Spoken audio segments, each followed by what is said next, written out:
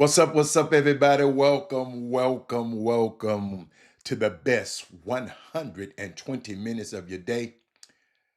The Chop Shop, the nation's number one urban sports talk show, and also your midday sports happy hour. Yours truly, Robert Hatter, alongside Jim Hicks, coming to you live from Houston, Texas. But we're broadcasting all over the world via Facebook Live and YouTube Live. And today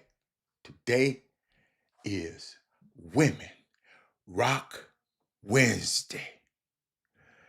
Women Rock Wednesday. I can't wait. I'm sharing the show right now, y'all. It's a streaming era already. Uh, in for Robert Hatter, so I ain't gonna even worry about it. We gonna. Hey, y'all. I tell you what, we are going to get this thing. Watch this, man. Hold on. I'm gonna go to my Robert Hatter. Watch this, and paste it. We just gonna all until they get this thing right.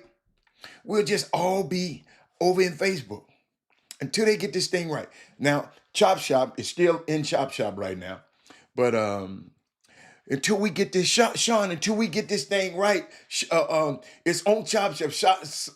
Sonya, what platform you on?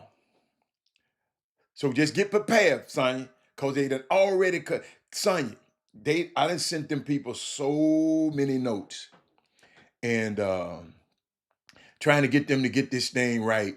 And but YouTube is excellent. YouTube is excellent. I can't wait. Sonya Billings is in it. What's up, Sean? Mr. Washington. What's up, Coach? Uh, I'm not gonna worry about it. I'm not gonna worry about it. I'm not gonna worry about it. It's going. Chop Shop might go off too. The Chop Shop. Some is going on, and it's not the new device I thought it was. It's something going on with Facebook, and you know, and maybe they don't care. Maybe they don't care. Maybe y'all need to send them a message. I don't even know how to reach them. I'm gonna tell you the truth. I don't even know how to reach them. You know, I go to my business page, don't know how to reach them. I don't know how to reach them. I promise you I do. If somebody have that, email me at chopshophtx@gmail.com and let me know how y'all done reach Facebook before. Cause it pissing me off. They pissing me off. But I'm good. I'm good. I can't wait to get this show cranked up. Yesterday, I apologize. I didn't like the show yesterday. I just did not like it because what I did, I went back to my old device that is not strong enough for the Chop Shop is the software we use has so many updates and it just got so you know I was running a Ferrari. I had the Ferrari on the outside, but my engine was a Hyundai.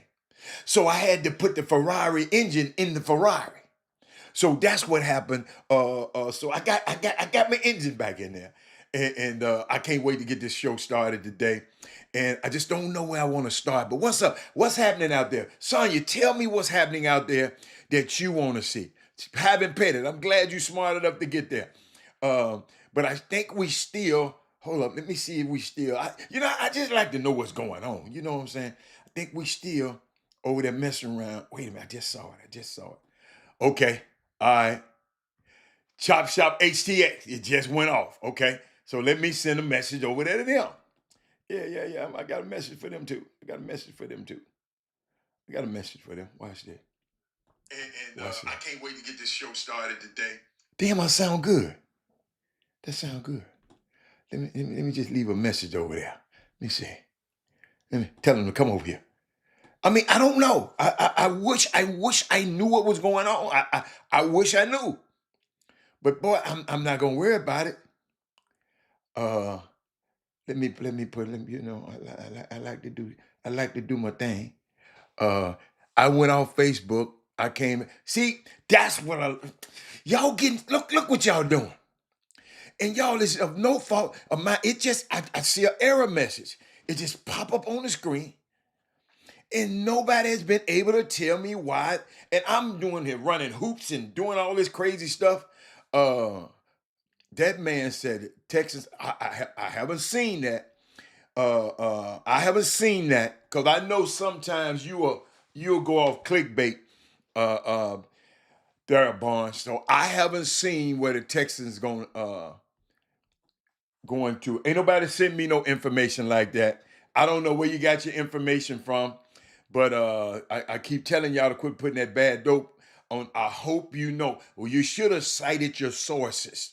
You should have said, Daryl, uh, uh, uh, uh, uh, yeah, Angel Reese got traded yesterday. Oh, she had to get out of there. She didn't like them no way. She didn't like them no way. But still share the show. Text, tag, and tell somebody. You can still share the show. Text somebody with just go to YouTube and pull up the how you text. I mean, and just push a button or get the URL thing and just text it over to. It's a way to share it on YouTube too. It's a way to share. Let's see. Somebody sent me that. Oh my goodness. Okay. I'll see y'all. People be sending me this information at the last minute, but I got to vet it before I talk to y'all about it. Hey man, what's going on over there? Let me make sure everybody can go. Hold up. Watch this. Wait a minute. Go to YouTube.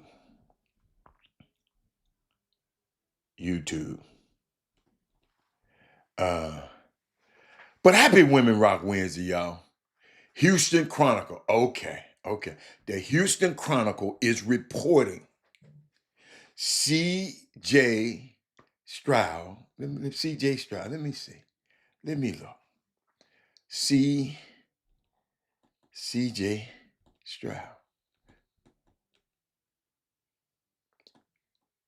You know what I'm saying? Stroud. Let's go. Let's see. The Houston Chronicle. Let's see. Let me keep going.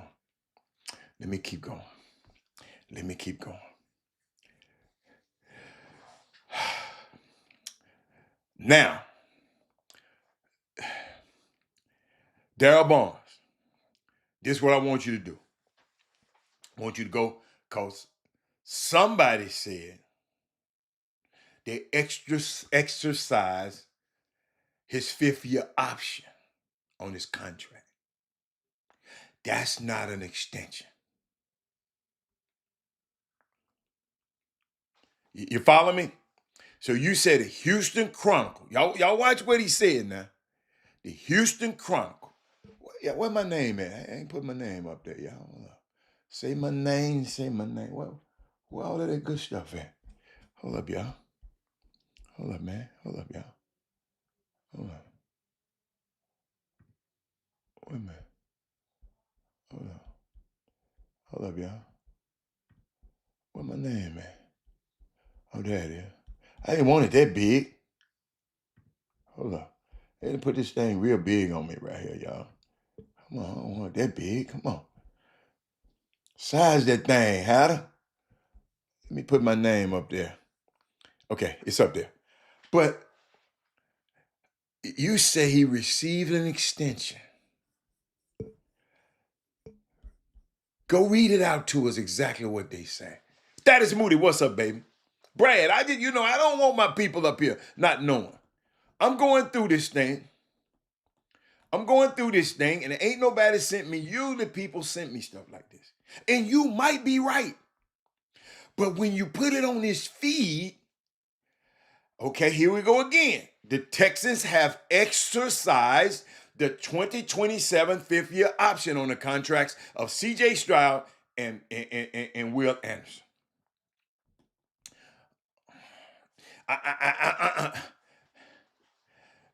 But it did say both players are also extension eligible, businessman. Okay, all right. I'm just. See, y'all got to quit being so lazy, man, and get up there and say, read the whole thing. I know y'all share this show, man, because this about to get good. This thing about to be good. I'm sorry, and some of y'all, y'all like to hear partial stuff. See, that's called, Daryl, misinformation. You didn't do it intentionally. That's misinformation. And when you had that misinformation, uh, those kind of things that happen. Okay, so let's try to get people. Misinformation is just so, y'all. I can't stand it. You follow me? The man said they better resign. Yeah, but they have to do this. The stuff like this is just formalities. You pick up the 5th year option. Now you're extension eligible. Okay. I'm just trying to get you right, man. I don't want you in there and you in the barber shop talking stuff, man, and then you're wrong as hell. Oh.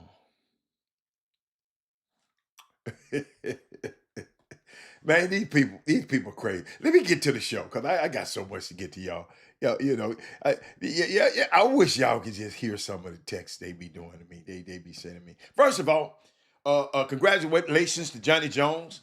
Um, he hadn't called me and told me, uh, uh, I mean, a dude that wrote the planes and wrote the bus with you all of this way, and you ain't called and told me nothing about it, and I ain't called you either though. So, I just didn't feel in my place. This platform.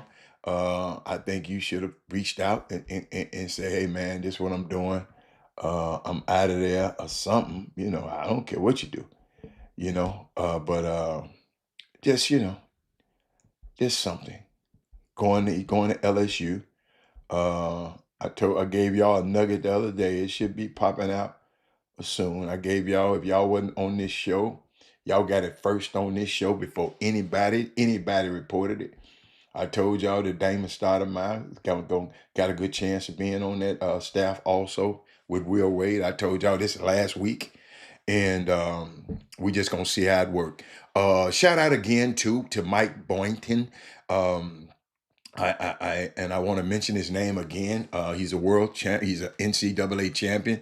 He is associate head coach at Michigan University, and he is second in command under Dusty May, the head coach who won the national championship. I just want people to know that. Because we sometimes won't understand Mike Boynton. Look him up, Google him, Boynton, Mike Boynton, and they was talking to him the other day. I'm gonna show you. I'm gonna show you what a head coach looked like. He's just not a, he was at Oklahoma State, and ladies and gentlemen, I'll never forget. I was at Oak. I was talking about him and all the black coaches in these positions of power, Jerry Stackhouse and all of these guys. We had the power to put these guys in the Final Four, but guess what? We didn't. And I say we. I'm talking about people that look like us. We didn't do it. We didn't do a good job. And I ain't talking about y'all because y'all ain't have no 5-star guy to send to him. Y'all didn't have a Yaxel Lindenberg to send to him. Y'all didn't have that's what I love about Cade Cunningham. He gonna always be one of my favorite players. Cade Cunningham went to Oklahoma State in spite of Oklahoma State being on a ban, so something that Mike Boynton didn't have nothing to do with it. Something happened before he got there, and now listen, in the infraction that put them on probation and had Lamont Evans, the head coach, I mean the assistant coach, get in trouble for those things. Right now are legal in NBA. I mean in NCAA. And so Mike Boynton but Cade Cunningham lived up to his commitment and said, look, I'm staying here with him, even if y'all don't let us in the tournament. I'm staying here at college with this. I'm staying with my dude. And but he said something. Um, they asked him a question about the team, and I'm trying to find it. Where is my button? Can't find my button. Okay, there we are. Can't find my button. He said something. How much does being second in command on a championship team weigh into getting a head coach job? Uh, though for a guy who has already been a head coach, it's absolutely paramount. Glad you asked that question. It's absolutely paramount that that happened. Let me go. Hold up. Let me. I want to put it up big because I want people to see you. Let's see. Can I get you up there? Okay. Okay. All right. All right. Let me move it over. My bad. My bad. I got you in my way. Okay. I got it right there. You said, Hatter, how much does second in command? It means a whole lot. Everybody knows.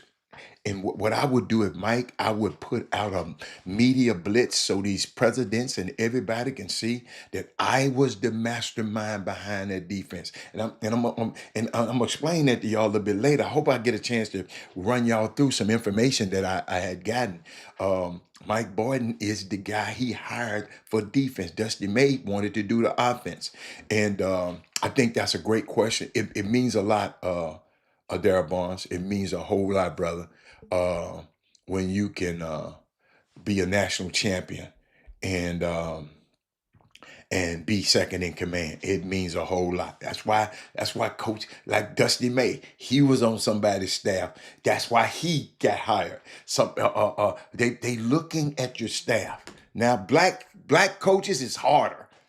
But Mike Boyden, let me let you, in case y'all ain't never heard him, I've had the advantage of being in there with him a couple of times and watching him talk. But watch this. Mike, y'all only beating teams. You're just beating the doors off of teams. What is it about this team that's just so special and, has the chance to play for a national championship? Their ability to raise their level the higher the stakes are. And that's not easy to do, but these guys are committed to winning. They're committed to playing good basketball, sharing it, and being connected on defense. And that gives you a chance to succeed when it's the most is at stake. That's Mike Boyden. Just in case you ain't never had, that's the guy I've been talking about for weeks. And I want y'all to give him, he just talked about, he said these guys are committed to winning. He was talking about the team. That was before they won a championship. But ladies and gentlemen, if you don't know by now, they did win the championship. And we'll talk about that in a little bit more. That's just something I wanted to tease with. We're going to get back to it. But great question, Darrell Barnes. Great question. Share the show. Text tag, tell somebody that you're on the show right now. Text tag, tell somebody. You do it with a little vim, vigor, and vitality. Let's make sure that happens. He said, but does it literally, but does it really with a guy like Boyden who has already been, of course. I don't understand what you mean. I just told you, but does it really? Yes. Just because you've been a head coach before, that means you're a head coach. I don't understand what you're asking now. But does it really with a guy like Boyden? Of course. They know why Boyden did them. Most people should know. Hey, them folks up there in Oklahoma State just wanted a new guy that looked like something not like Boyden. So, of course, this dude is a head coach. He just happened to be assistant coach right now. But he wanted to keep working. Damon Stoudemire is a head coach. Darrell Barnes. Guess what? He gonna go to LSU because what? He want to keep working. These guys, these coaches want to keep working. So you ask me, does it really with a guy like mine? Of course it means a lot. He already been a head coach. If you already been a head coach, guess what? It's more likely that you gonna be a head coach again. Y'all, we got people going to Mike Malone got fired by Denver. Then nobody in the NBA want to hire him. And I know he got the complexion for protection for the collection. But nobody wanted to hire him. In North Carolina, who hired old, dried up ass Bill Belichick, they came right back and hired Mike Malone. And Mike Malone gonna have them guys winning. He said, that's my point. He's a head coach regardless if he's on the Michigan staff. But you saying, does it really matter? Yes, it matters. Because now you what? National champion on your resume. And associate head coach of a national champion on your resume.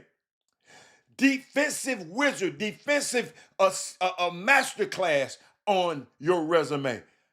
Yes, if a university president who should be watching this show, watch these shows, watch a show like this, if all the university presidents in the United States watch this show, let me tell you something. Hiring of coaches would be a lot better if they just watch. Because I know I'm giving them the principles that I've learned for 30 years in this business. Most of them hadn't spent 30 years in this business. I have. And I'm giving it to them. Like I'm giving it to you. I'm giving you 30 years. Yes, it does mean a lot. It means a whole lot. It means a whole lot. Yes. Yes. Had it on you. Then somebody sent me Thaddeus Moody. Shout out to Thaddeus Moody. He sent me what LSU baseball team, a top 25 squad, loses to Bethune-Cookman the other night. Man, let me tell you something, man. I tell people all the time, man, you can lose. And I'm not going to sit here and brag about this because, maybe some of them teams don't even want to play HBCUs again. But I'm just, man, hey, y'all, if you can play, you can play. I don't think, a lot of people do, but I don't think Michigan had the greatest roster in the world. But they had a group of guys that said, we're going to get some of this money, but we're going to come together and we're going to play for each other. We're not going to play for stats. We're going to play for win. We want to stop the other team from doing whatever they're doing. That's what Michigan did. That's what Michigan did this year. You follow me? And that's what I hope all the smart coaches, and everybody, it works different.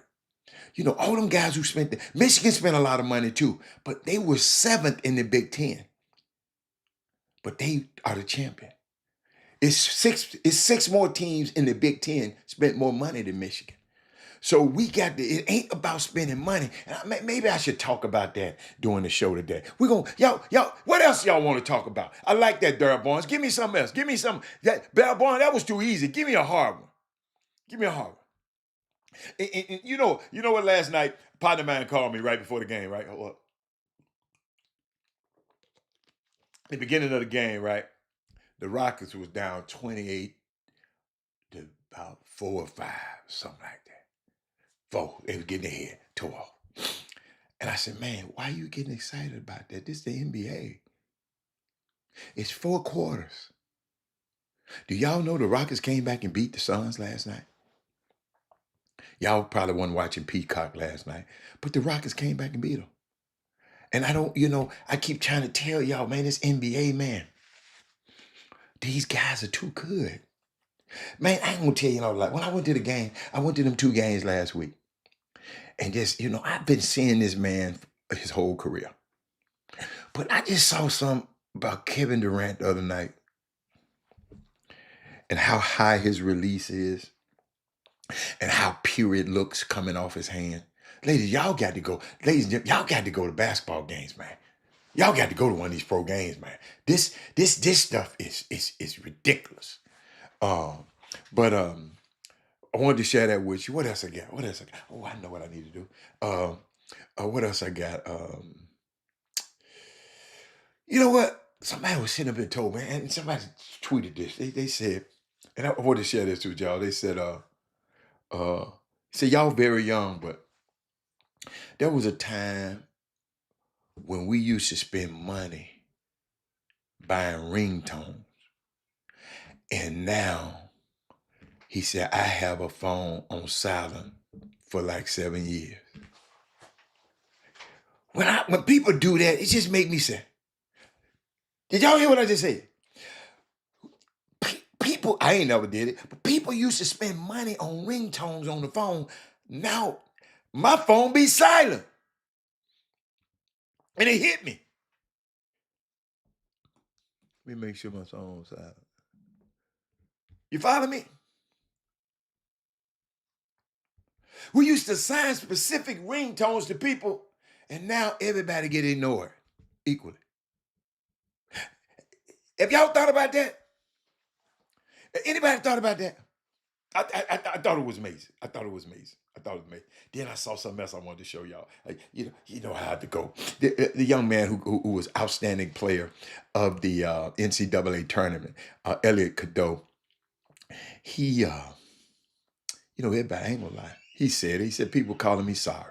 I can't do this. Yeah, and I'm gonna show y'all something. I'm gonna show y'all a video. Y'all got to see this, right? They was treating Ellie Cadeau like he's Tashim Habib from the perimeter. What? I got to show y'all this. This ain't fair. Watch this. Last 5 field goals, and North Carolina operating very well offensively as well. But Cadeau, that one clangs away. They leave him wide open once again. He's missed 3 of them.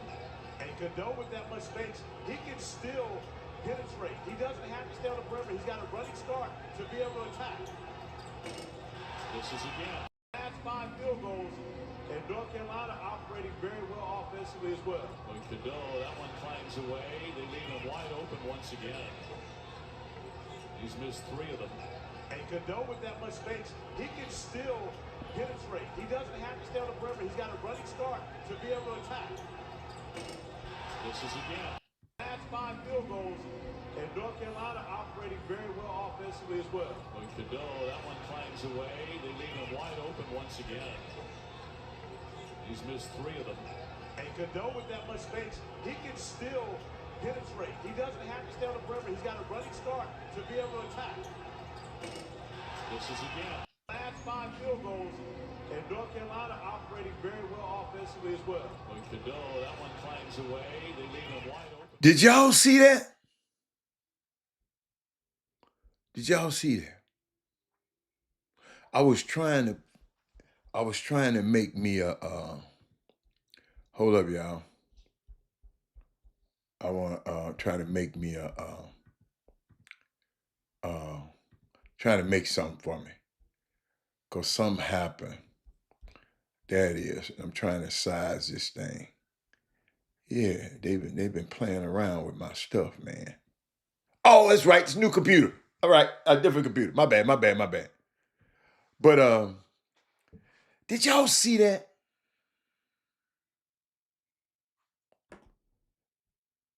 They think they did Angel Reese like that a couple times. Can y'all imagine that? But let me see where I want to go. I'm gonna go through all of this, trying to see where I want to go for first.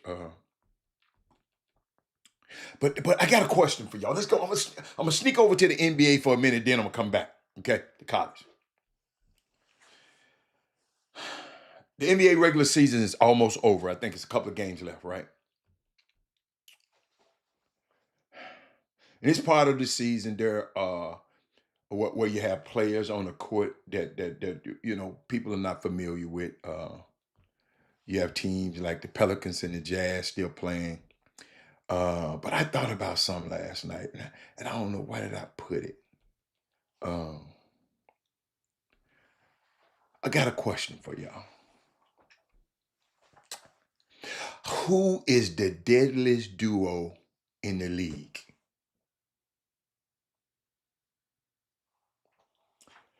Who is the deadliest duo in the league? And maybe I put it a little bit for. Share the show now. Out of all the 29 teams, out of all the 30 teams in the league,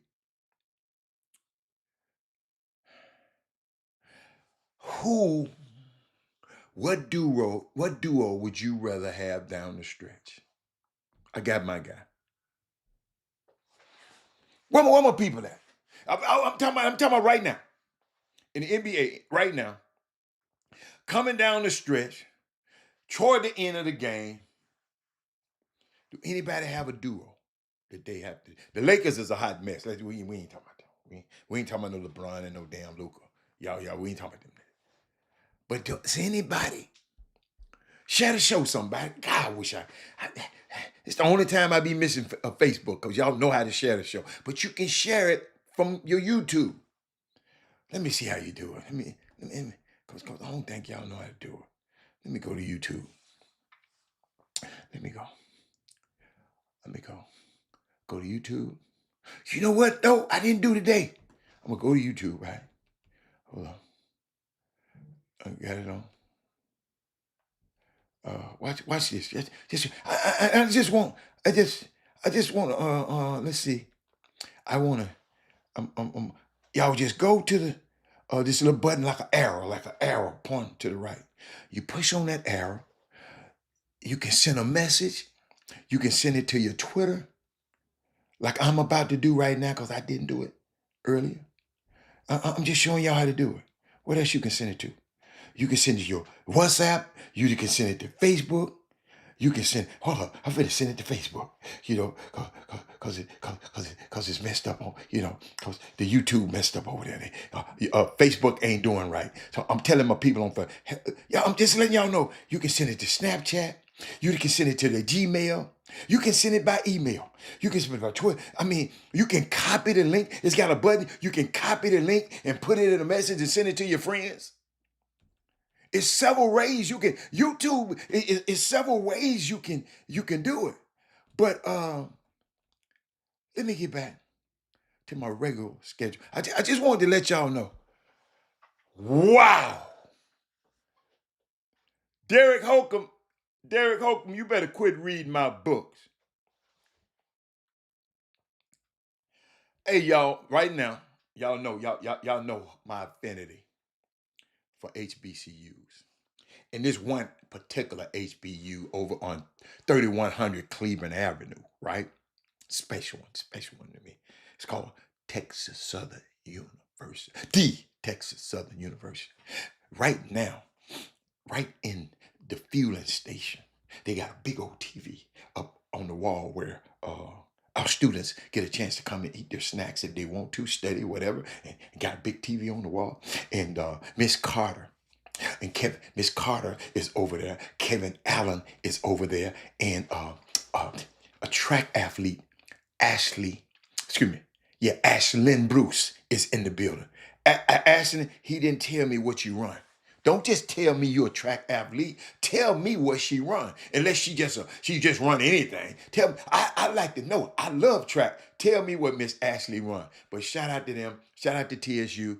I just spoke briefly about Johnny Jones. We have to find a new coach, TSU, for Johnny Jones. And I'm going to get back to what I asked y'all about a minute ago. But Johnny Jones has left us and went to LSU. So TSU is in the market for a new coach. I'm going to be frank, and I want somebody to splice this out for me right now and keep this. TSU has a coach on staff already that can get us to a SWAC championship and win that tournament. And that's Sharon Chapman. I feel TSU has the coach already on campus. You know, sometimes we look all around America and look around the world, and then you finally realize all you ever needed is right there where you have everything at home. You know, like Dorothy said, there's no place like home. There's no place. Okay, Miss Ashland, she do the long jump. Hold up, let me see what Ashland do. Me messing with Miss Ashland. The long jump and the triple jump. Long jump and the triple jump. That's Carl Lewis kind of action there. That's what's my girl? What's my famous girl who used to do that long jump and the triple jump? Oh, what's her name? She used to run and do that. Put her name up there, somebody. I used to love it. But I'm gonna repeat.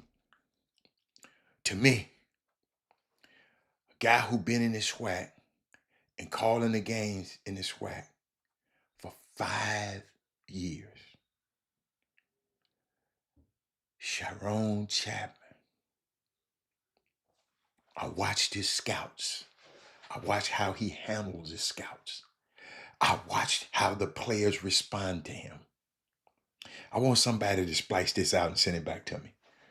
I watched how his players responded to him.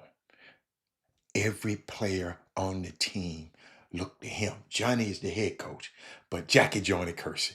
Every player they looked to Sharon Chapman. 5 years I've been at this place. He's been at TSU before. He came back. Let me tell you something. TSU, unbelievable.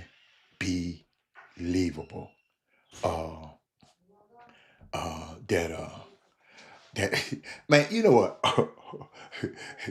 When I'm talking about somebody texting me, y'all don't give everybody your number. That's why I don't give everybody my number. People just texting me, telling me to tell Penny about some guys come on, y'all. Don't do me like that. Don't do me like that. Don't send me pictures of your son. Let somebody else tell me. Don't send me no videos of your son and you can't play there, man.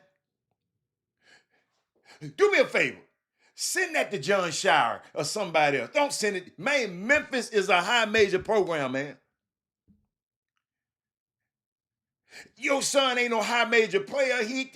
I'm not sending him nothing.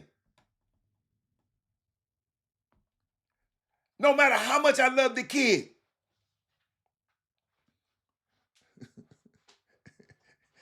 Yeah, and I'm sorry because I was talking about a very important matter about TSU. Got everything they need right on that campus. I hope somebody just opened their eyes and said, whoa, whoa. I told you, like God, there's no place like home. You better look home first. Make sure. See, I've been there. I watched him on the road. I watched him scout. I watched him. He would fit, and he's younger, he would fit in. He would really, really fit in. And he would have us in that championship. I want, me personally, I want TSU to win the SWAC championship outright again.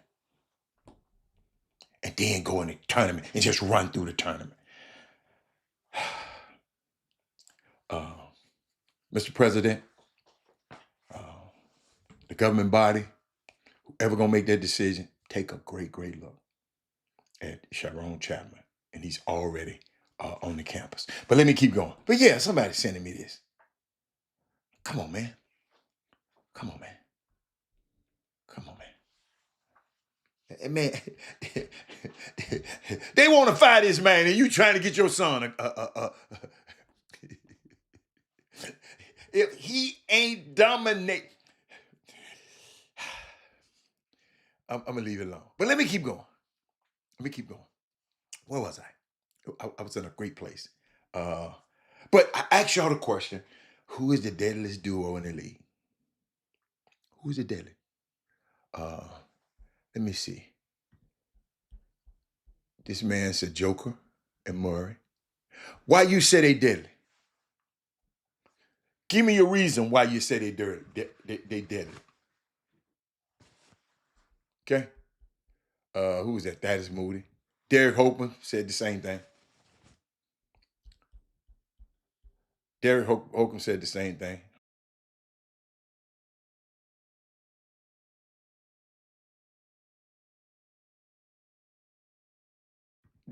Derek Holcomb said the same thing. Murray and Joker. Let's see. Brown and Tatum down the stretch. I like that one. I deal with that one. I like that one. Let's see who else we got. Who else we got? Thank you for the Jackie Joyner Kersey. Thank you. Anybody else? Okay. I just wanted to know. Them were 3 people. Think about it. Okay. I got another one. Then I'm gonna give y'all. Watch this. Let me see what I can play. Only one coach in NBA history won an NBA championship as a coach and an NCAA championship as a coach. Who is that coach? And don't Google. And I hear meeting Michael Jordan for you was what? Man, meeting Michael Jordan for me was like, it looked like he was like Jesus, Black Jesus walking towards me. Yeah. So when he walked in, it was like, I didn't know what to say. It was it was overwhelming to meet, to finally meet the guy that I've looked up to my whole life. Really? Because you've been playing basketball since you came out of the womb? Well, yeah, for the most part. Yeah. I think. So you chose to wear the same number as Michael, too, 23. Right. Man, that's my inspiration in basketball. To see what he did on the court and to see what he did off the court. I didn't think it was no other number to wear besides 23. Besides 23. No And so what? We're here talking to you because... I just want all of you people who just, that sums up a lot of things. That don't even have to be talked about. But who was the coach? I see y'all, you done took so long, I know you done Google. You done took so long, I know you done Google. Godly, nobody had it. Where was Larry Brown? Before y'all, somebody get it was Larry Brown. Y'all took too long. I gave y'all all of that time, and y'all was trying to Google, and somebody just could have said, I don't know. Larry Brown is the only head coach in basketball history to win both an NCAA championship and an NCAA championship and an NBA championship. He led the Kansas Jayhawks to a title in 1998. Hey, man, watch it. Come on,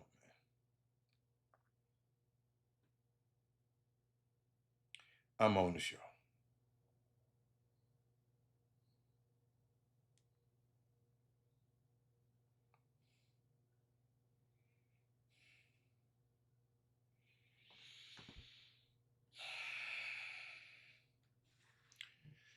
Somebody just the same texted me again. I'm on the show. Let me tell y'all something. One thing I did in this, being a parent in this space, being a parent that had a kid that can play, I never pushed him on somebody. I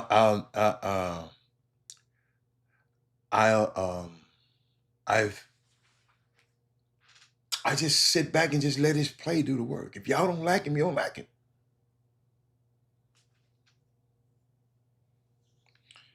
My son wanted to play. I had a team that I was sponsoring. I had a son, so I don't know what was wrong with him. He said, Dad, I want to play on the EYBL. I said, dude, I ain't got no team on the EYBL. He said, give me a tryout on one of them, and I'm going to make it. So, I ain't going to tell y'all no lie. I was against everything them teams on the EYBL stood for. I'll tell the truth.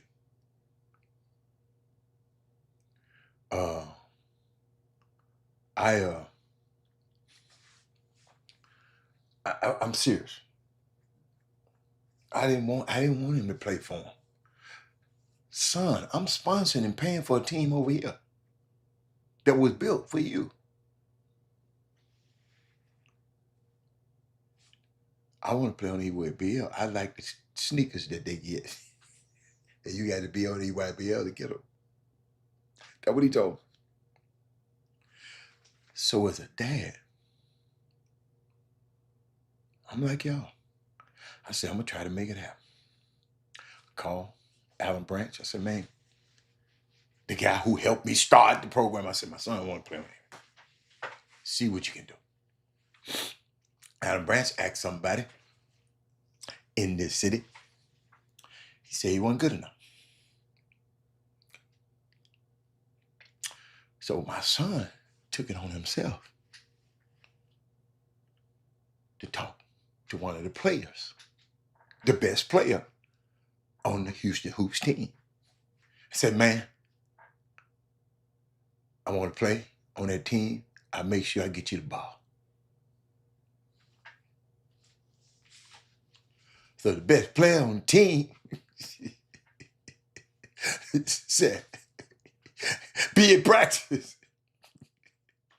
Y'all, I had nothing to do with it. I wish I could say, well, I orchestrated my son. I didn't. He talked to the best player on the team and said, man, I'm going to get you the ball. If ain't, y'all should be writing that. Every point guard in the world should be writing that down right now. I told him a long time ago. Because people, but the parents used to always say, why he always get the MVP when he go to the camps, to the basketball camp? Because I told him, after the coach has the huddle, you the point guard, you the coach on the floor.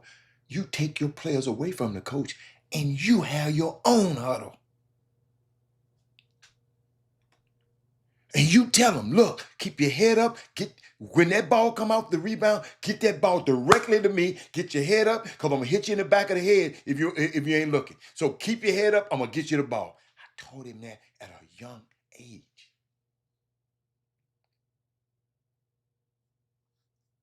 Y'all understand me? So I wasn't worried.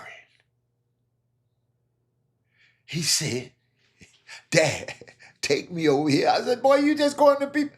Take me over here. They had one practice that whole season there. By the time that practice was over, our pastor, whoever, went out and gave him his gear, said, you going on the trip with us this weekend. It's the last minute thing. He wanted to play, but he told me because he knew whoever, listen to me, y'all, ever played guard against him, he's going to put so much pressure on his ass. See, y'all, most players who score a lot of points, they don't put pressure on the other guy to play. My son was so crazy, he wanted to score 30 on you and didn't want you to have 2 points. That was his mindset. It was weird to me. He gets mad if somebody score 1 bucket. So, but I sit back and just watched it. I never had to throw him on nobody. And somebody, and bless their little heart, they telling me your son is good enough. If your son was good enough, that's Penny's job. Should know. And then the parents said, he can outscore PJ. He better score than PJ Haggerty. Come on, man. Don't do me like that.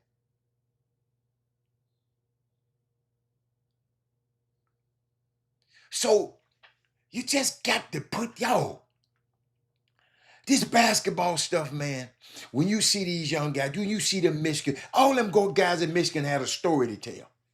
Ellie Cadeau. Listen, this dude was at the University of North Carolina playing against Florida State, and watch how they did it. Last 5 field goals, and North Carolina operating very well. I'm sorry, I'm in the way. Let me move out of the way. They leaving a high major guard, probably a McDonald All-American, wide open. He doesn't have to stay on the perimeter. He's got a running start to be able to attack. Wide open. This is again. Last 5 field goals, and North Carolina operating very well offensively as well. That one clangs away. They leave him wide open once again. That same guy right there missing them shots was the MVP of the game on Monday night. North Carolina fans talked about that little boy so bad. This is again. Last 5 field goals, and North Carolina operating very well offensively as well. Y'all, this game don't come without work. This game don't come because mama knows somebody. You don't get in your mom. The only person that ever happened to is one time. That ain't happened but one time. Bronny. That's the only time it ever happened. And his dad was so damn good and spent 21 years in the league and was with the right program, with the right Jenny Bus and the right and Bronny. That ain't happening no more too much. That's hard to happen. Because ain't gonna be but one LeBron. Michael Jordan's sons Michael Jordan couldn't even get his sons in the league. You got to work, man. But Robert, I'm working. I know. You got to keep on. And then God got to come down and shine on you too. So we won't be mad at everybody all the time. And you know what I've been fascinating to me, and I ain't been seeing. Wemby got hurt in the other game the other day, and ain't nobody been talking about it. Wonder what's going on. I really wonder. It got me nervous. It's about that time, cause it's Portal Tuesday yesterday. Can I help y'all? Can I help y'all? Can I help y'all a little bit? Let me make y'all going y'all. I'm finna make somebody the smartest person in the barber shop. They're gonna be the smartest person in the nail shop, especially it's Women Rock Wednesday, right? Mamas, sisters, when y'all go in the barber shop, when somebody talking crazy, y'all, see, when cause somebody talking about the transfer portal versus NBA free agency. They've been throwing those words out there. Don't let anybody tell you the transfer portal is just NBA free agency. It's not. It's not. It's not. If you want to disagree with me, put it on there. I want you to disagree with me so I can educate you. Okay, I told you. What I told her to do? What name? John Henry Clark said. I only debate my equals. All others I teach. But watch this. Let me talk to y'all about the.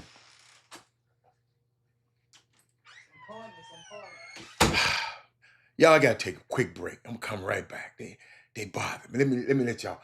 Hold on. The culture is always the people. It's the feeling. It's the people. I'm not a slogan guy. Just try to live it and walk the walk every single day and pour into our guys and even the transfer portal. Hey, transferring sometime is healthy and it's good. I left Division II school where I was playing and running cross country because I wanted to be a basketball coach, and I felt like I would learn more from Coach Knight and prepare myself for that career there. So I think every situation's different. We're rarely upset when one of our guys decides to leave, because it gives us an opportunity to bring someone else into our program, but also maybe who we are and our values don't align with where they are in their lives right now. So people change jobs, people change colleges. Now I will say the multi-transfer, it's going to hurt. It's going to hurt these guys to not have a connection to a school and to have to come back and get degrees when you're older is much more difficult. So, but just culture's the people. I mean, we've been able to attract great people in our program, and that's why our culture. But the culture's always. I hope y'all got that. I might play that again before the show over with, because I know some of y'all didn't get that. But I'm about to make y'all the smartest people in the nail shop. When we talk about somebody don't let nobody tell you.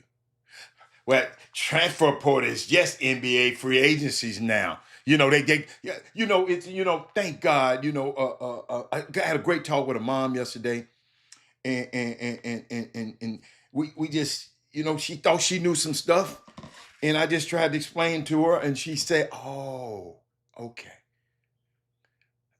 Man, this stuff is this college basketball is in double A NCAA rules. They get so crazy and get so you can't keep up with it. And then what happens is, and I hate that y'all listen to too many people,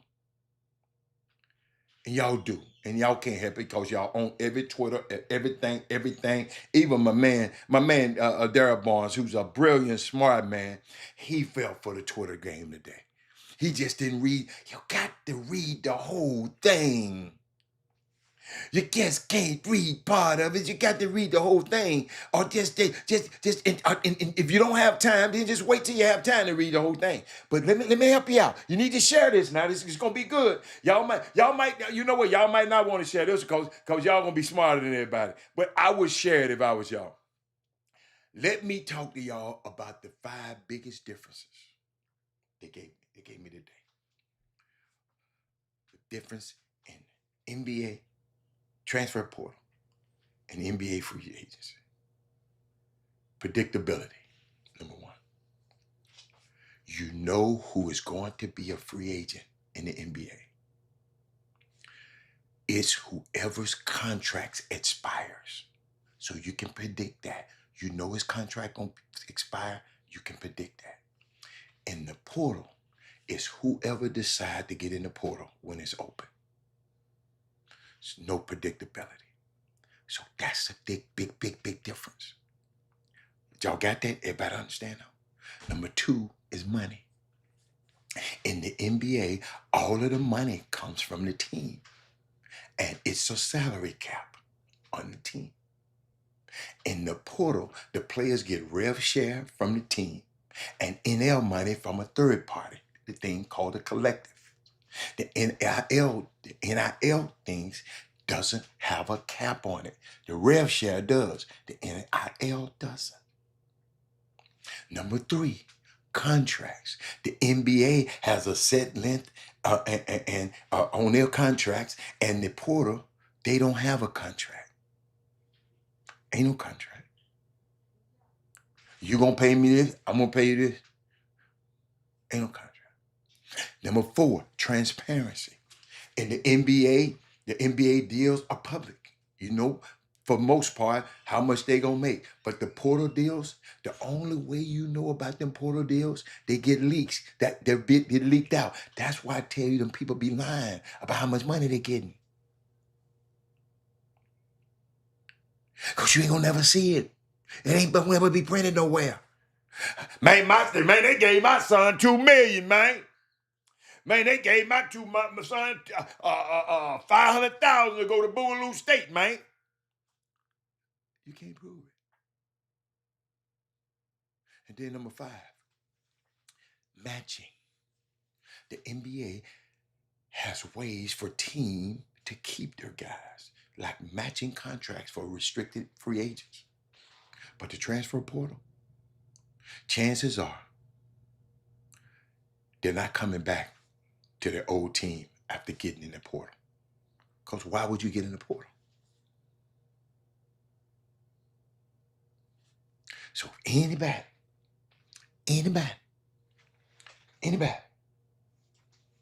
had to get you. Everybody got that one?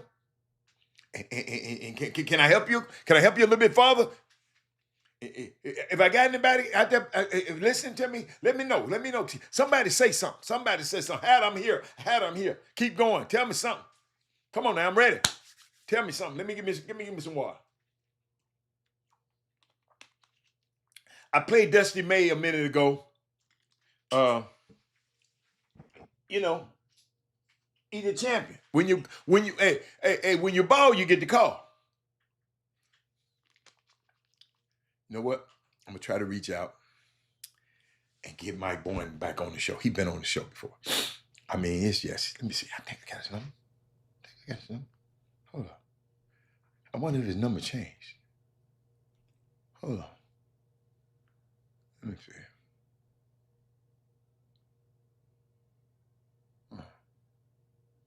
Yeah. Yeah, we cool. I just want to know y'all go. Did y'all get that? Hold up. I got a question. Eric, did you know that information already? Brandon Wheatfall, did you know all that information already? Did I help you on some of that? Because somebody go, have you been hearing people talk about, man, what's the difference? Man, ain't no difference. Man, it's just like the NBA now. Ain't y'all done heard that? See, instead of me arguing with them, I just come back with them with something. I ain't finna argue with you. I ain't gonna go back and forth with you. I'm living my best life. Yeah, I ain't going back. Hey, hold on. This for me. Hold on. I had to give myself that one. Now, I got some advice. But guess what? Ladies and gentlemen, I don't know why I be giving these people all this good advice. But I got this information about 5 rules with the transfer portal being open yesterday. I got some advice. Don't panic. Coaches, don't panic. 5 rules for managing college athlete free agency. Let me help you.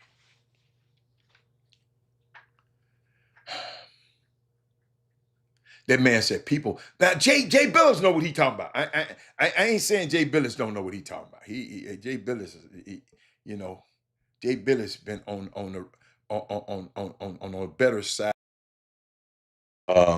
more than most.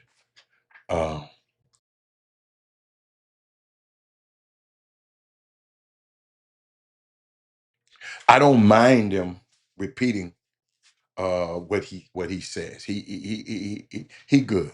I can't play with y'all. I like him. I like Jay Billis. But it's 5 rules of managing college free agency. Okay.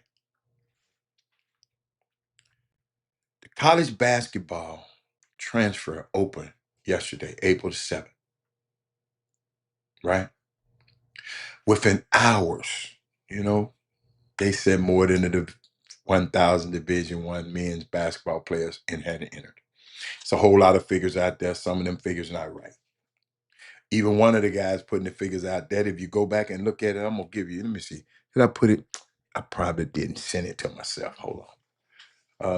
Let me show you something. This dude sit up there and say in his bio, he's a dude of satire. Wait a minute. Watch this. Hold on. Wait a minute. I didn't do it. I didn't do it. Dude said, oh, okay, yeah, right here. Let me send that. Let me see, can I send it during the show and see what it mess up the show? Because I'm more powerful now. So I ought to be able to do this while the show used to, I couldn't do it. Let me see. What is do? Watch this. Let me put what NIL? Oh no, transfer. Transfer, y'all. I'm doing something in real time. So hold on. Portal. Okay, I'm gonna put that's one. That's exhibit one. And then this what he put out. Watch it. Watch it. This is what he put out. See, I gotta let y'all be knowing when y'all be watching it, cause Daryl Barnes will go off and he'll he can't help it. He all right. Y'all leave him alone. That's my dude. Uh, two, right? Watch this. All right, this guy, right? He'll put out, boy, feel good. Just not. I usually be lagging. What person? What? Hold up, hold up. Robert Young. Wait a minute. He come on there yesterday. Wait a minute. He told me I was lagging. Wait a minute. I ain't lagging now, and he ain't got his ass on the show today. Well, let me keep going.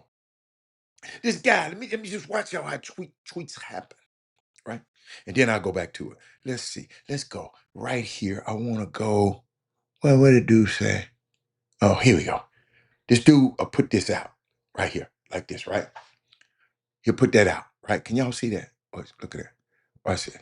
I mean, there are currently 2,900 players in the men basketball transfer portal open 14 hours ago. That's a lie. With only that's a lie, right? Watch it. Y'all seeing it, right? That's not true. But then that's why Robert had to go a little further. So I went and looked at his bio. And look what his bio said, y'all. Y'all watch his little bio. Where that little boy at? Look at his bio. See? Name Shane Tuttle. He said, everything I do is satire. It's bullshit. Excuse my language. Not affiliated. I'm not impersonating affiliate. Nobody. He got NCAA up on this thing. But he telling you everything he do is satire. He just putting out all that this information that I keep trying to explain to my people about. Boy, it's see, y'all. I told y'all about the information, right? It's misinformation, it's disinformation, and it's malinformation. Go look them up. I ain't got time to teach y'all that today. But he put on there satire. It's a media form that uses humor. Watch this. Irony, exaggeration, or ridicule to expose, denounce, or deride human vices, follies, abuses, shortcomings, while it's often intended to be humorous, the primary goal of satire is typically constructive social criticism, using wit to draw your attention to shame to specific individuals, institutions, or society as a whole. The man telling you everything you do is satire, but most of y'all, it's somebody was reading off a tweet to me last night that had this information on it, and I did not even correct it. So now I can get back to what I'm talking about, right? Now, you follow me? You follow me? Did everybody understand what happened? I told y'all should have shared the show. This kind of stuff right here, because y'all gonna fall prey to this stuff now. But what was I at? I had something good for y'all too.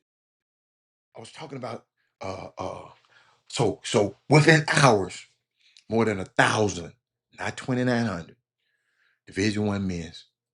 That's a big difference. Division One men have entered uh, the portal. Last year, I think it was about 2,300. More than 40% of all Division One players entered the portal.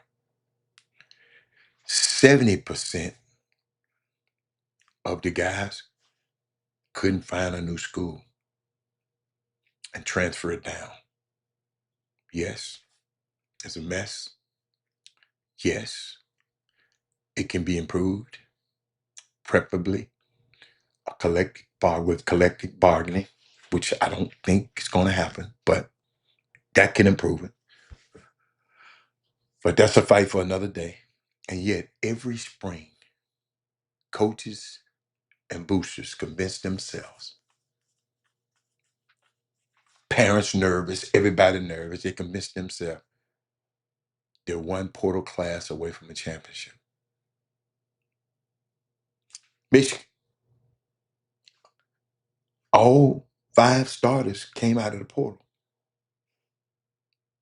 Schools chase upgrades they can't afford, ladies and gentlemen.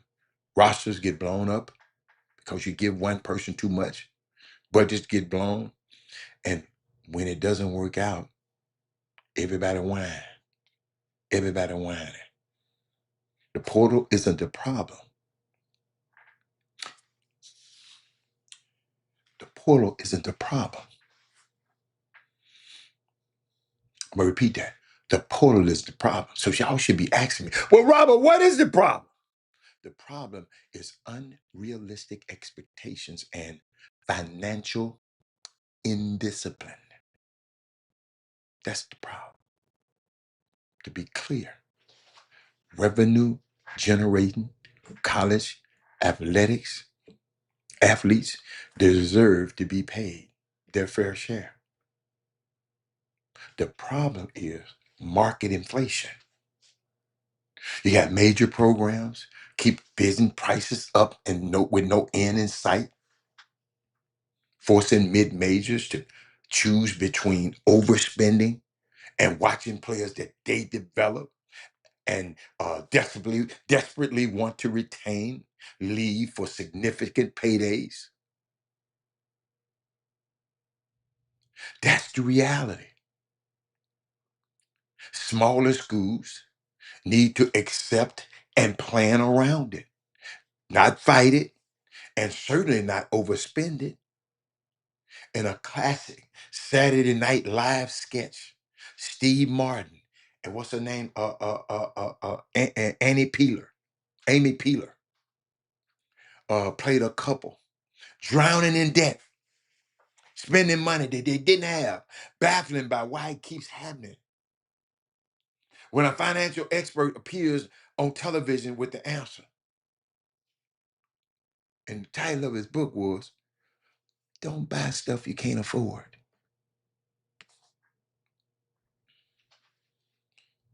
So we got 5 rules for managing college free agency. See, I told y'all finna get them. Rule 1, the golden rule. Don't buy players you cannot afford. Where my water at? Let me give me some water.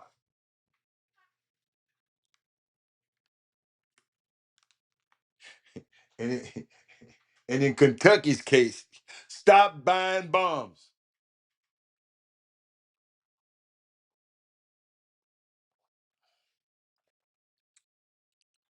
I threw that one in for free. For free. Every other rule flows from this rule. This one. Know what you can spend. Colleges. Spend it wisely. And then just stop there.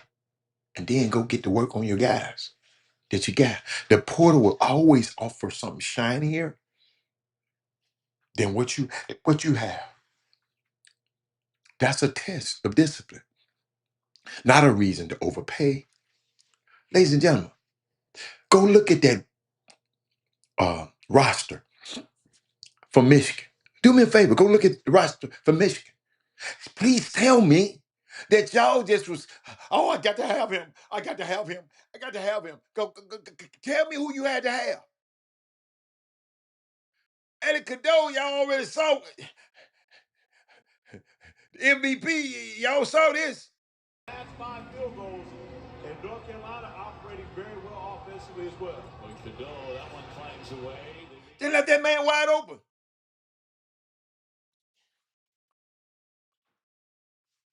Is anybody else on here but Eric?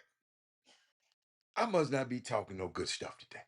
Maybe if I was talking some of that ignorant ass mess, they'd like that. Number two, set a player payroll that fits your reality. This is why I was trying to explain to somebody on the phone to my man, yeah, it is some room to negotiate. No, it ain't. Set a player payroll that fits your reality, coaches. You can't compete with these dudes. Determine what your athletic department can responsibly spend on player compensation. Base that number on your own revenues, not on what other schools are spending.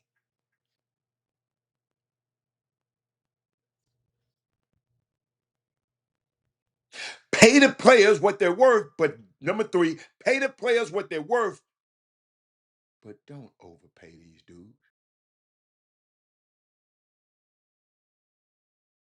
Markets reward smart decisions and punishes bad ones.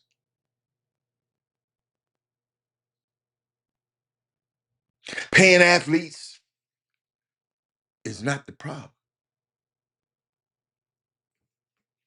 Paying irrationally is the problem. So pay players what they're worth. Don't overpay them. Kentucky. Except the players will leave. Did Dusty May just tell y'all this? Hold on, let me go back to Dusty May. I like old Dusty. Watch Dusty. Watch. The culture is always the people. It's the feeling. It's the people. I'm not a slogan guy. Just try to live it and walk the walk every single day and pour into our guys and even the transfer portal. Hey, transferring sometime is healthy and it's good. I left Division II school where I was playing and running cross country because I wanted to be Playing some transferring is healthy and good sometimes. It's not bad. a basketball coach, and I felt like I would learn more from Coach Knight and prepare myself for that career there. So I think every situation's different. We're rarely upset when one of our guys decides to leave. Except that players will leave. That's number four. And wish them well. Because it gives us an opportunity to bring someone else into our program. It give me some opportunity to get another. If your girl leave, your girl leave you, your husband leave, it gives you an opportunity to go get another one. Watch this. but also maybe who we are and our values don't align with where they are in their lives right now. So people change jobs, people change colleges. Now I will say the multi-transfer, it's going to hurt. It's going to hurt these guys to not have a connection to a school and to have to come back and get degrees when you're older is much more difficult. So, but just culture's the people. I mean, we've been able to attract great people in our program. Ladies and gentlemen, at the level where schools are paying players above a scholarship, everyone understands the market. A better offer somewhere else isn't betrayal, it's economics. Mid majors can't always compete with the elite program money wise. And that's okay. Wish them well. Move on. That's what I love about the way Penny handled PJ Haggerty. Man, if them gonna give you that money, go on, man. Go find the next one. Guess what? PJ Haggerty in the portal again.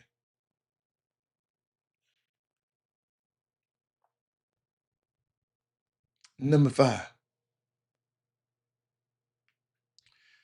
have a conversation. It's Women Rock Wednesday, so you know I'm gonna give y'all something in a little bit. Have a conversation. Everyone understands, and everyone understands the bargain now including college players. This is a business. Players are expected to perform relative to their compensation. And when they don't, coaches will find a way to make changes. That's the dark side of college sports. It it also how very competitive business manages underperformance. You got to produce or move on. I too, Malik, you got to produce or move on. Glad a coach said transferring was sometimes healthy. It always, yes, yes. Man, coach, I too. We talk about that on this show all the time. College sports is far from perfect, ladies and gentlemen. Athletic departments don't get it right. They don't need to make it worse by making bad financial situations. And the playbook already exists. Don't buy players you can't afford. Did anybody get anything out of that?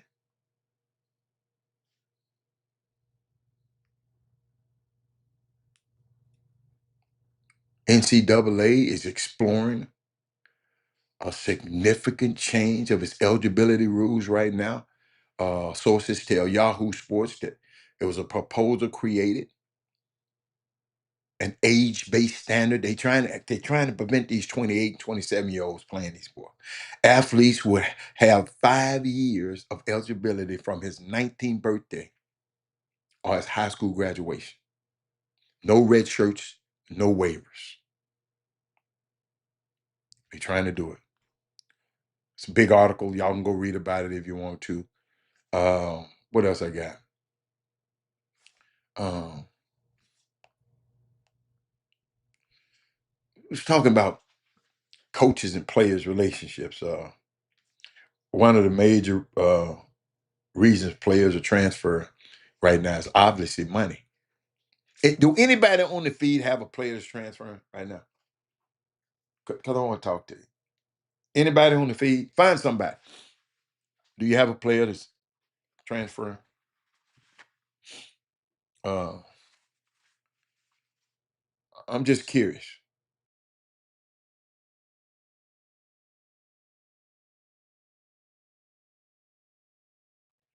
I'm curious Because one of the major reasons players are transferring is obviously money.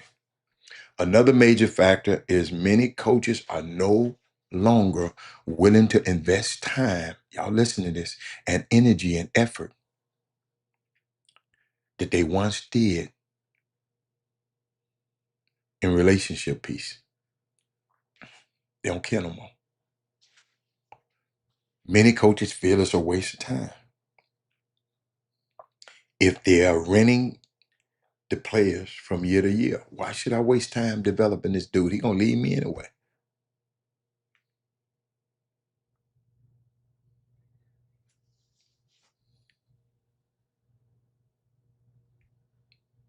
Why should I pick out one of these freshmen? Everybody talking about these poor freshmen. These poor freshmen go to school and don't play the first year. They ready to leave. Or the coaches run them out. Or they just need a different situation. Many coaches feel it's a waste of time. Everything is a transaction now. And coaches aren't going to invest time into people nearly as much anymore like they used to. Oh, I think I can develop that guy. Oh, Robert, when he get to my campus, he's gonna kill.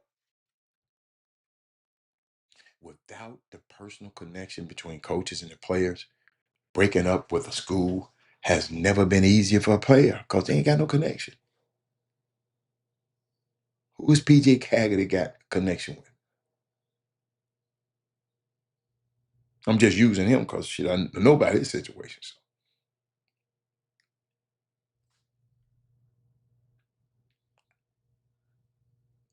All these coaches. And I got a reminder: student athlete must be given a written notification of transfer to their school and complete this NCAA educational module before being in contact with coaches at another institution. I hope y'all know that. A lot of kids was going through that the other day.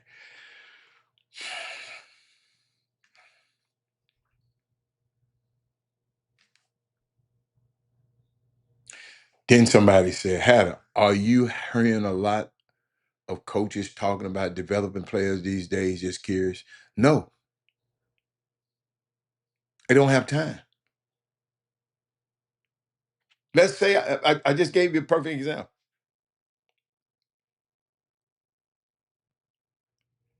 But coach, in this climate, how could you? Y'all got to excuse me a second. Let me get this right quick. Hold on. In this climate, sometimes we just got to ask our questions. Sometimes we got to just look at some of this stuff, man. Uh, Sometimes we got to look at it ourselves. Excuse me.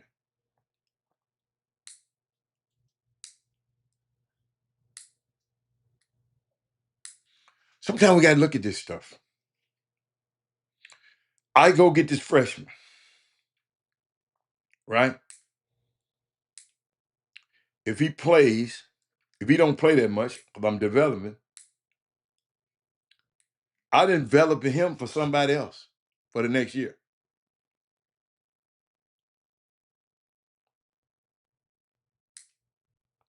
I didn't build a relationship with him. Shit, he ain't been here that much. He ain't been here that long.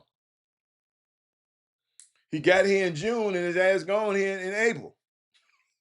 He don't even make it back to June. It's April, April the 7th, April the 8th right now. They gone.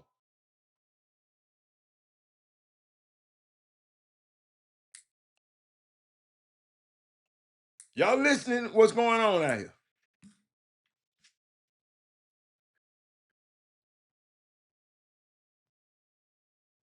There's been a lot of noise about extra eligibility. So here's the reality. Somebody told me, I thought when you go to junior college for 2 years, you got 4 more years left if you go to Division One. I said, where they do that at? The NCAA extra year rule applied only to last year's players who met the criteria was 2020, 25, 26. As of today, no current player automatically qualified for additional year if their eligibility has expired. That man said, stop cutting my nails. I, I didn't know y'all could hear. My bad. They was just too. They had to have them a certain length. I don't like them. I was watching that. To further notice, this rule is not in place moving forward. I got this big old breakdown. See that COVID year. Let me put it on. Let me put it what they sent me. I'm gonna give it to y'all so y'all can see it.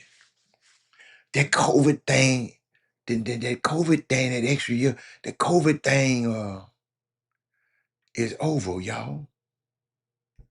Let me put this thing over and see how quick it pop on the screen. Let me make it big. Player could have played COVID year at any college level, 2020. In 2020, 21, player can be a COVID freshman or a true freshman. Then they put this stuff in the middle here. One of the years must be played at a non-NCAA institution. That's how you get an extra year. Let me see, can I take it up a little bit to the bottom? And then, I wish I can point it to you. 24-25 season must be players' last season of eligibility. And then that green one at the end, player must play at the NCAA D1 level right there. The last 26-25. These rules y'all, they ain't, y'all ain't the COVID kids no more. Y'all the labs in middle school when the COVID happened. Anybody got questions? Let me keep going. Let me see. Then I look, somebody was sending me this. They was talking about freshmen in the championship game. The number of freshman starters on a national championship team since COVID.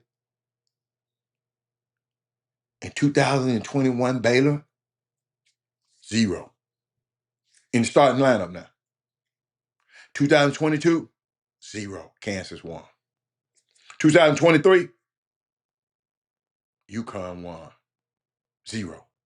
2024, UConn won again. They had 1 freshman. Florida last year in the starting lineup, 0 freshmen. Michigan this year, 0 freshmen. The year of the freshmen ends with only 1 freshman starting in the national championship. All these bad freshmen we had this year, right? This the best freshman year. Ain't none of them get to the big game. National championship team had 5 starters as transfer. Times have changed. I think they're paying too much attention to freshmen in most classes. That leaves teams a little thin. I don't think AJ Abuza could have done much more. They did all they could do. Yo, I saw this. Y'all got to come with me. Freightman, I'm glad you're here. Freightman, did you try over there YouTube, Facebook? Hey, I'm gonna try to come on Facebook every day. Y'all, listen. I come up on Facebook, right? I'm gonna show y'all something. I want to let y'all know. Yeah, they haven't been able to figure this out. Hold up. That's why I like to share with my people. Hold up. Let me find that little icon that pop on the screen. And I'm gonna put it on the screen for y'all right quick. I'm gonna put it on the screen for y'all right quick. And it pops up there. This thing right here. It pops up on the screen. I'm just gonna drag it over there. Let y'all see it.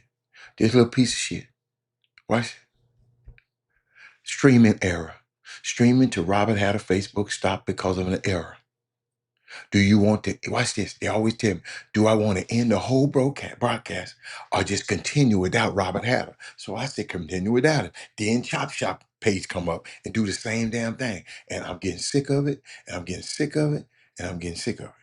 Getting sick and tired. Being sick and tired. So just to let y'all know, I'm not trying to be off Facebook. Y'all, they just it'll start and then it's got a mind of its own. That's why YouTube, they're a great partner. These people, I don't even know what to send. Have anybody ever had to send Facebook a message? How do you send them a message? Let me know.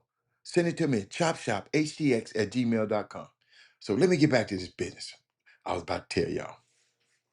The University of Missouri, ain't nobody talked about. I can't believe Darryl Barnes ain't said nothing about that. I can't believe Eric Harrison ain't said nothing about this. I can't believe Big Coach. I cannot believe I2 ain't said nothing about this. The University of Missouri has stripped its historically black student governing body, as well as at least 4 other minority affinity groups, of all annual designating funding starting in July. Tell me, ever tell me again, vote don't matter. Tell me somebody else on this feed that think the vote don't matter. Just give me something. I just want to talk to you.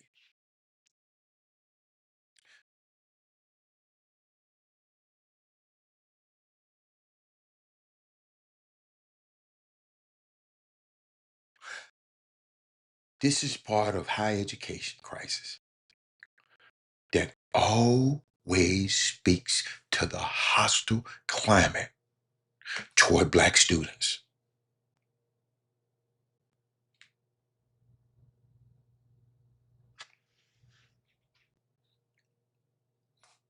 But coaches and athletic administrators who alleged care about their mostly black athletes' academic and social lives never seem to have SHIT to say about any of this stuff. The University of Missouri has stripped the Legion of Black Collegians, its historic black governing body, as well as at least 4 other minority affinity groups, y'all. In addition to losing official funding, the groups will no longer be recognized as the university-sponsored programs or organizations. Mizzou officials said in a public statement that they had made the decision in order to comply with the DEI restrictions issued by the Department of Justice. Project 2025. In an email inside of higher education university spokesman Chris Av said that this was this that it was the funding model, not the organization itself, that violated the DOJ memo. The organization can still apply for funding like other student groups. In the past, Mizzou allocated a portion of its student fees to certain to fund certain affinity-based groups and organizations. These practices must be discontinued to align with the federal law and outlined in the memo. He wrote,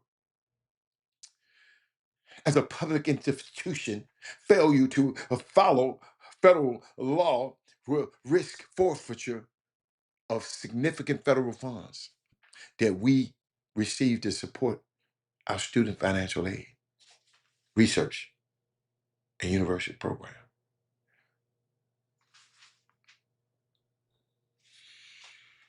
Hmm.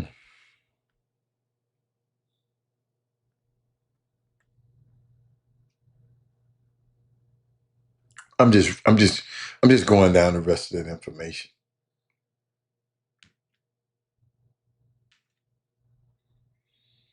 Somebody said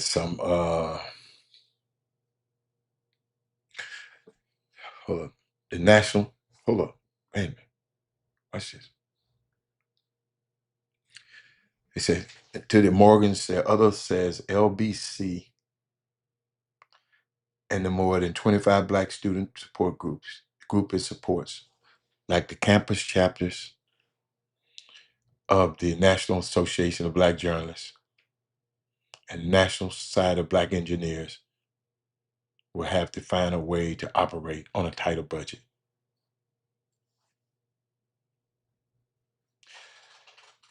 There would be a really detrimental impact to all of our communities. A lot of people will say that LBC is like the first place where they met their Black friends, or the first time they saw the Black community. And already, with the dissolution of DEI office, we have nowhere to go. Now, there are no starting points for freshmen, incoming students to say, I can go here to get what I need as a marginalized student.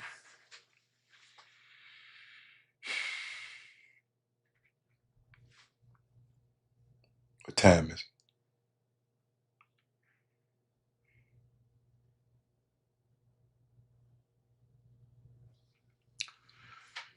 I look at Nick Saban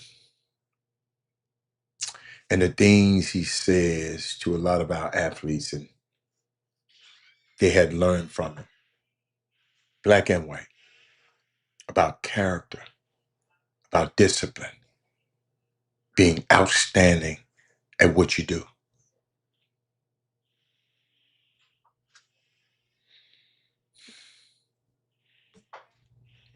Ladies and gentlemen, we can't change the conditions of ourselves and of our family without access to resources. And they know it. That's why they what? Cutting off what? The resources. Politics is the allocation of resources.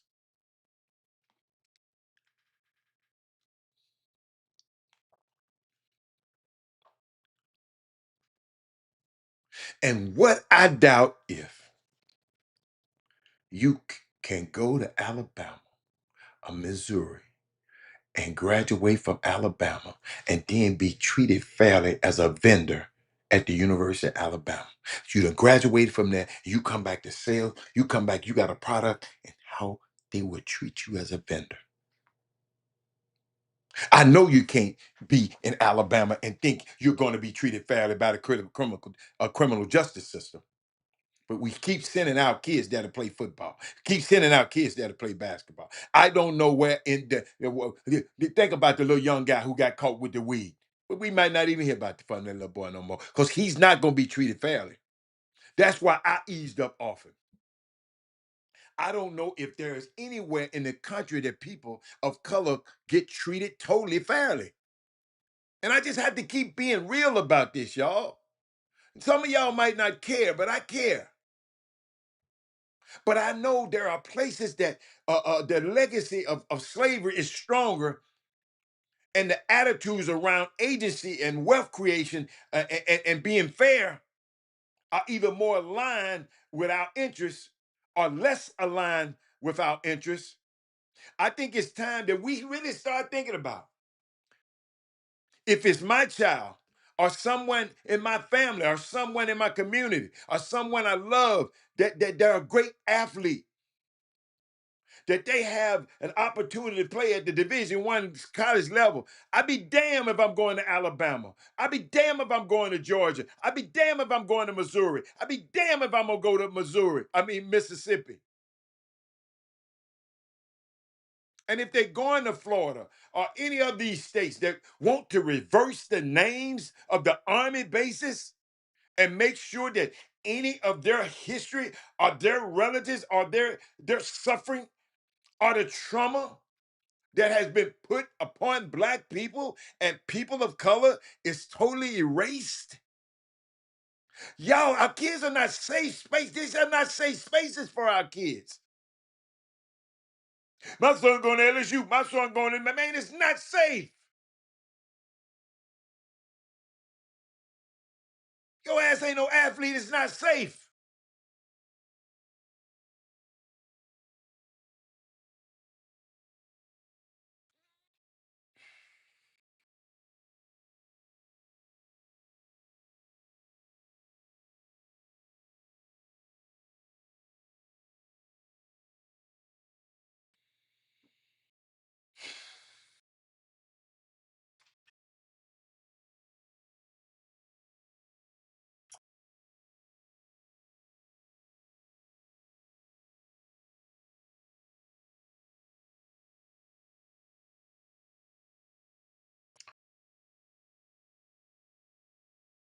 Anyone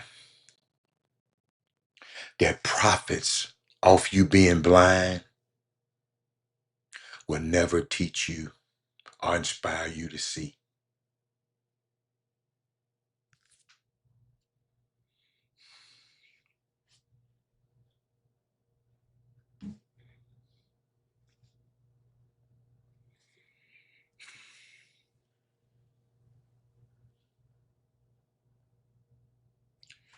One day you're going to realize that certain connections only exist for the version of you that don't exist anymore.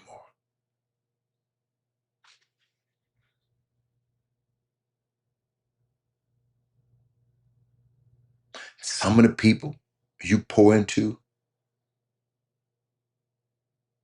they have lids on their cup.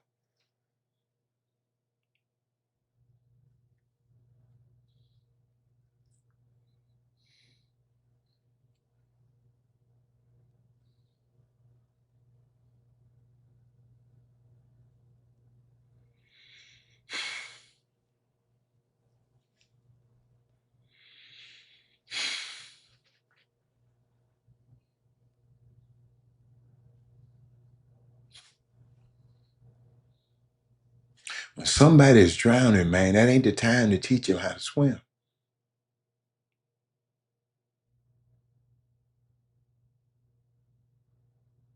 Don't be competing with us. Don't compete with me. Competitions happen at the bottom. The people at the top are collaborating.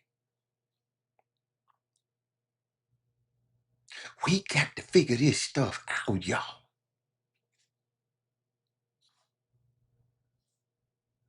These places are not safe for our babies.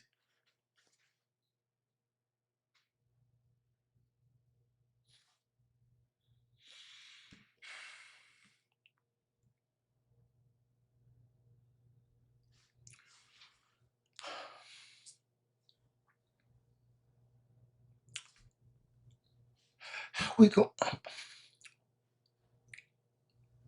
Our kids have so much potential, and they know it.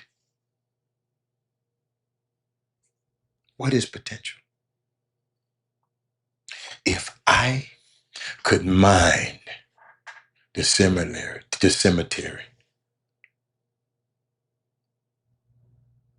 like your mine gold, I would be the wealthiest man on the planet. Why is the graveyard so wealthy? Because buried in the cemetery are dreams that are never fulfilled. That's what they trying to do with these kids at these colleges. That DEI stuff. Not funding black colleges, not funding, don't even want to fund a HBCU basketball game, trying to run it out of business at the Final Four. Ladies and gentlemen, buried under the cemetery are dreams that are never fulfilled, books that will never be written, ideas that never became a reality, visions that we never manifested, paintings that will never paint, potential, songs that will never be written. Ladies and gentlemen, it's one of my favorite things. Let's not add to the treasure and the wealth of the cemetery. You remember? Anybody saw the show the other day? I said, I can't, I was put here to leave empty. That's why every day I pour out to y'all. That's why I want y'all to share it. Because I supposed to leave. I came here with everything I need. I got to leave here empty. I don't want to be a generational thief. And when I hear about people messing with my next generation like that, yeah, it bothers me. Because buried inside of you are dreams that you're still carrying. They want to kill them kids' spirit, and they want to kill those kids' dreams. Well, These kids don't have, those freshmen won't have the Black Student Union to help them out no more. Might kill them. Don't y'all know the reason that's why some of them kids just quit and don't go to school no more? That's why I love HBCUs, because they encourage you, man, you got to get this thing through, man. Ideas that God planted in your heart that you still haven't done yet.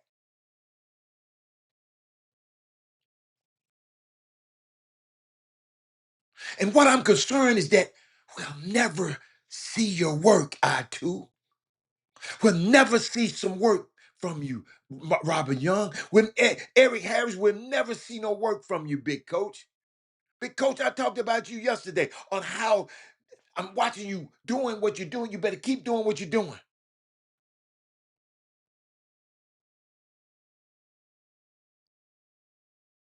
We will never experience that adventure that you keep procrastinating on.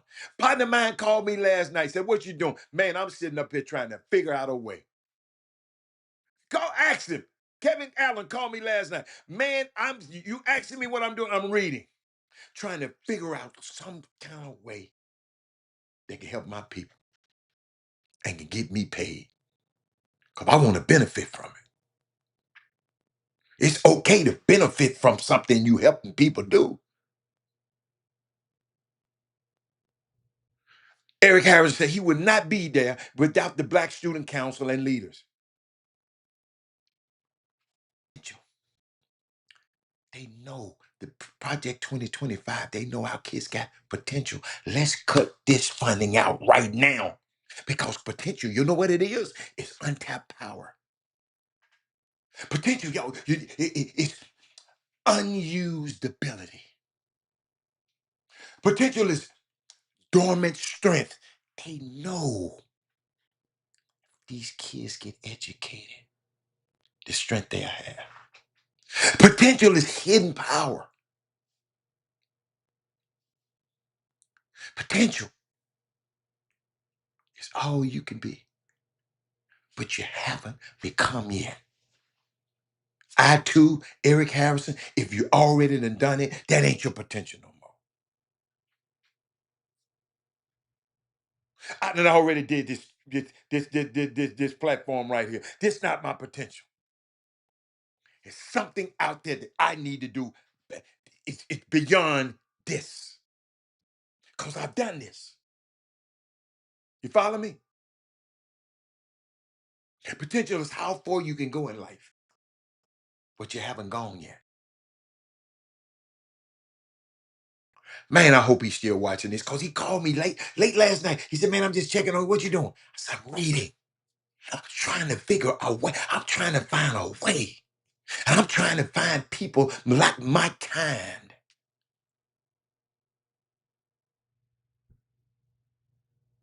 My kind.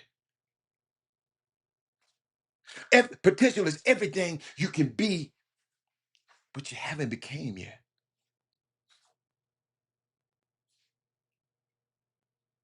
Potential is all you can do, but you haven't done yet. Robert Young, they want to kill our kids' potential.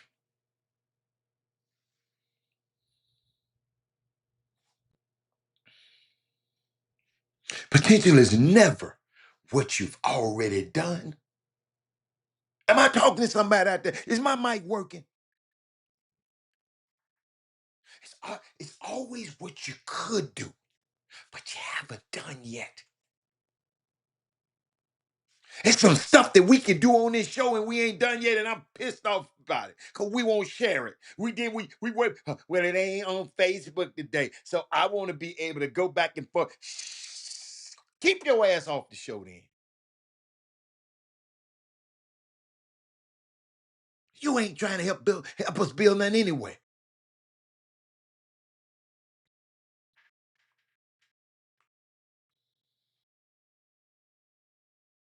In essence, whenever you done something, it's no longer your potential.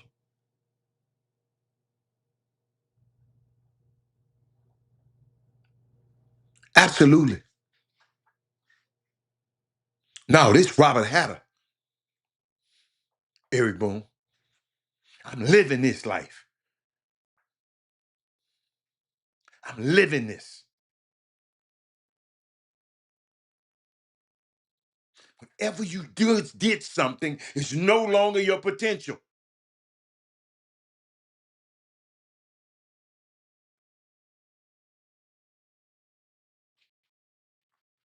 Potential is not what you've done, but what you could do. Because whatever you've done is no longer your potential. If I done did this show. I done been a sports agent. It's more.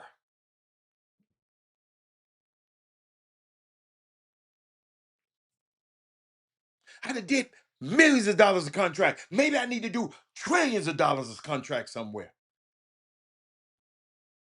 I'm living this.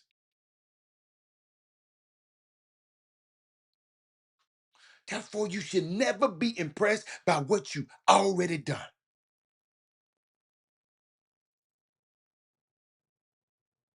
Because if you are impressed by what you've done, it can stop you from doing what you can do.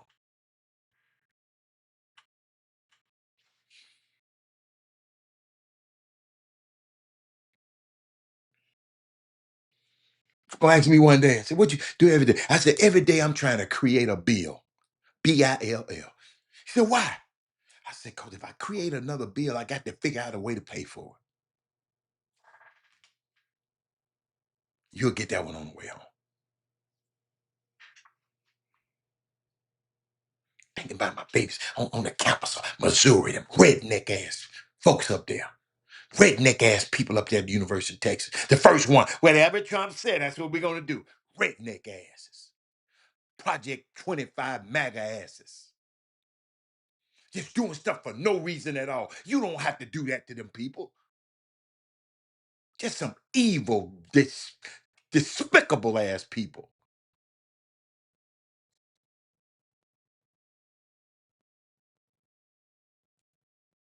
The greatest enemy of progress is your last success. Y'all see why I was so pissed off yesterday about this show not being right? I don't want to go backwards.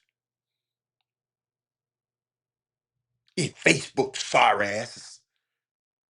Just sent an error message, not saying this, we're correcting this message, this show. They just send this mess. Where is that?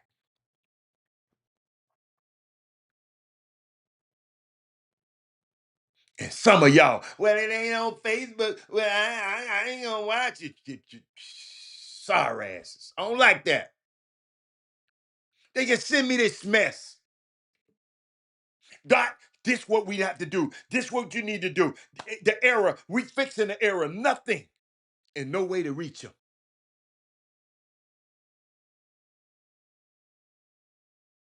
The greatest trap to moving ahead is getting excited about where you are. I'm not excited about where we are. I'm not.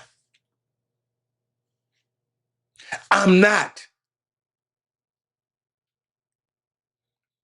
I was pissed off at myself because I tried something yesterday and it didn't work. I said, let me go and see on my old device. My old computer, I done upgraded. Whenever you upgrade, don't you go back to that bullshit no more. Excuse my language. But I had to find out, was it the upgrade or was it the problem? What was the problem? So I found out the problem wasn't the upgrade. It's Facebook.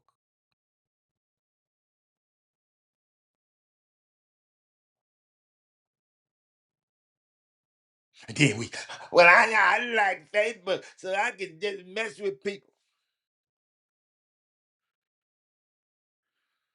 Whatever, no matter what you've done, if it didn't kill you, there's more left to do.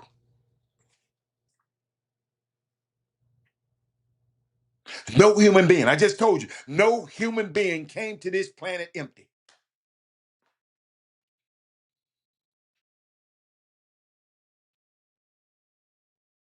Yeah, upgraded. Y'all, sometimes I used to, when I have to go through a cycle and put something that, and then the plane get to dragging, ain't no drag. Robert Young, look at the ladies sitting now. It ain't no drag. Look at my lips. They're going the same time. When you upgrade, don't go back to that bullshit.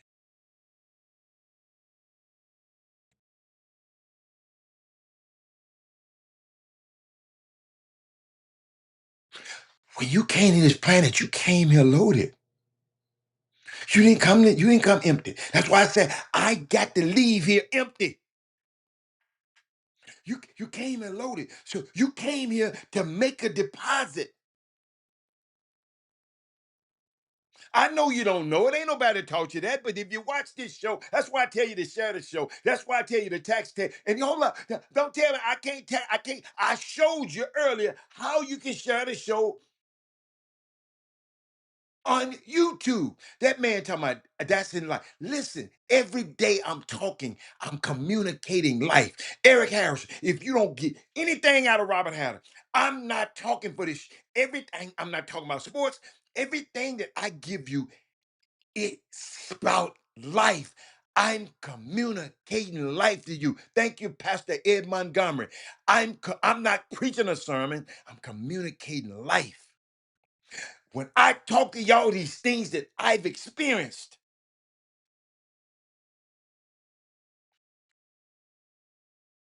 you came here loaded. You came here to make a deposit, and a deposit you got to make. And if you don't make one, you are a generational thief because you stole from the next generation. Yeah. Yeah, I said. That brings something else to drink.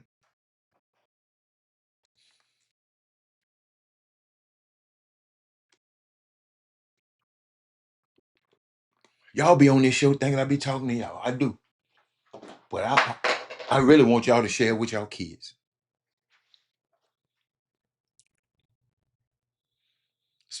Millions of people need to hear this message today. What you gonna do about it? Upgrade what you've been doing. Upgrade your sharing. We've upgraded over here. Upgrade what you upgrade what you upgrade your listening. Upgrade your sharing. The next generation is supposed to benefit from what we can deliver. We got people in Missouri. We got people in Alabama. We got people trying to keep our kids from being the best that they can do and fulfilling their potential. You should never allow what you've done to stop you from doing what you could do.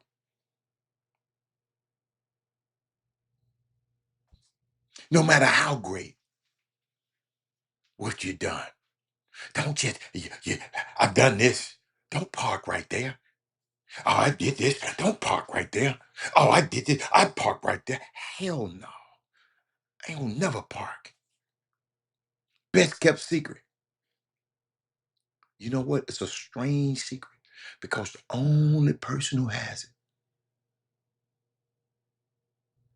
and that secret is about you. There's a secret about you that nobody knows except the one who manufactured you. I know I'm going to go a little bit over your head with that one, but somebody made you. There is information that has been kept because about you, because if it was ever given to anybody else, they wouldn't believe it about you.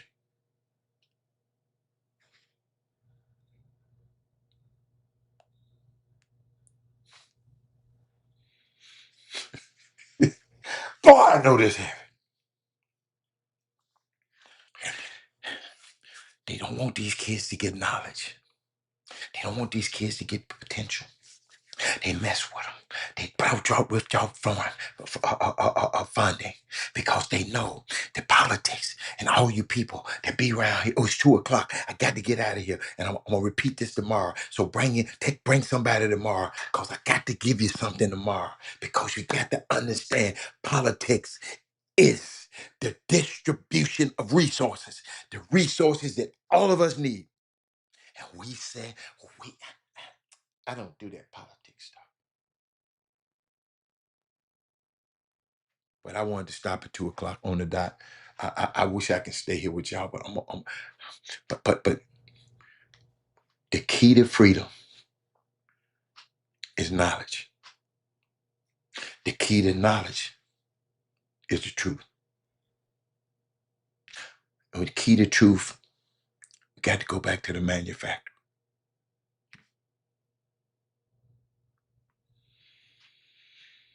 The greatest enemy of man is ignorance.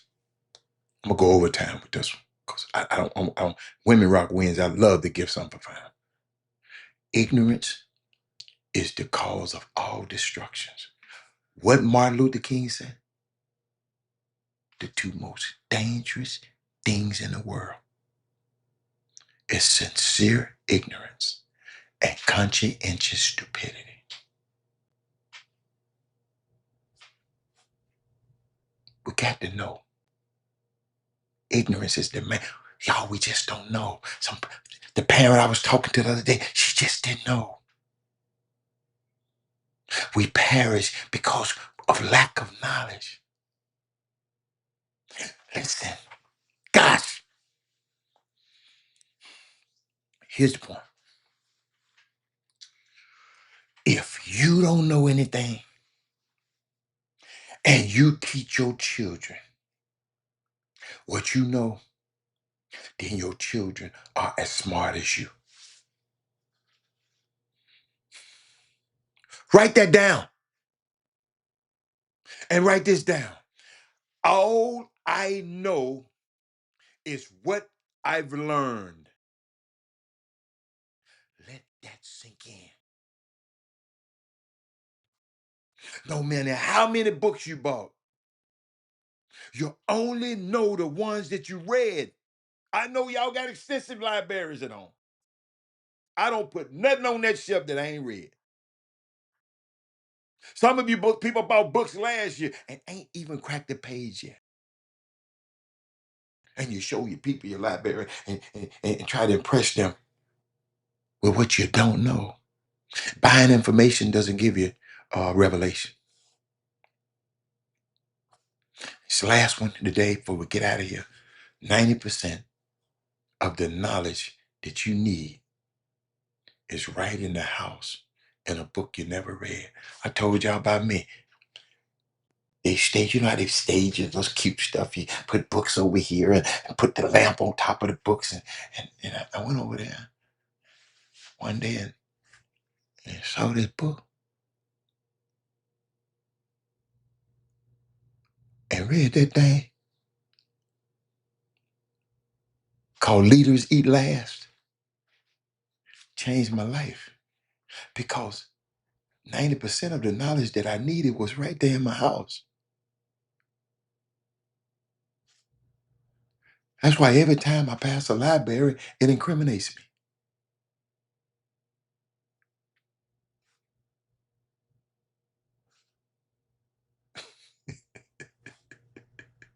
So don't blame it on the devil. Don't blame it on your mother-in-law. Don't blame it on your teacher. Don't blame it on the school system. You don't need a teacher to learn. You don't even need a professor to make you read a book. I told y'all, boy, I got to go, but I told y'all. Walking in school, I wanted this professor, and I loved it. I read everything about him. And I watched it. He's this great reservoir of knowledge. And I wanted to get all I can out of it. And he walked his little fat butt in there. 5 minutes. And said, we got 5 books to read. Read 5 chapters. Write a paper. And I'll see you tomorrow. And walked out. you going, man? People spend all that money for someone to walk in and tell them to go read a book.